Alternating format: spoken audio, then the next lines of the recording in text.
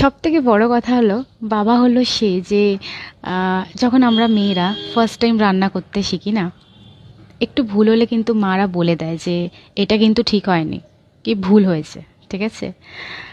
But বাবা হচ্ছে এমন একজন যে সেই খারাপ রান্নাটাও খেয়ে বলবে কি খুব ভালো হয়েছে বা খুব দারুণ হয়েছে।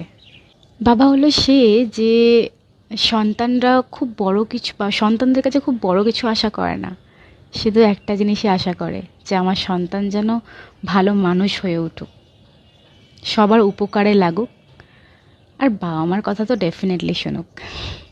বাবা হলো সে যখন আমাদের কোনো শরীর টরীর খারাপ করে, জ্বর সর্দি কাশি হয়, আমরা বলি কলেজ যাব না, স্কুল যাব না, অফিস যাব না, শরীর ভালো লাগছে না। বাট বাবা হলো সে যে ঝড় বৃষ্টি জল যাই হোক না কেন নিজের অফিস নিজের কাজে ডেফিনেটলি যায়, প্রত্যেকটা দিন, শুধুমাত্র আমাদের জন্য। বাবা হলো সে যে আমাদের জন্য সারাটা জীবন লড়ে যায়, নিজের কথাটা না ভেবে।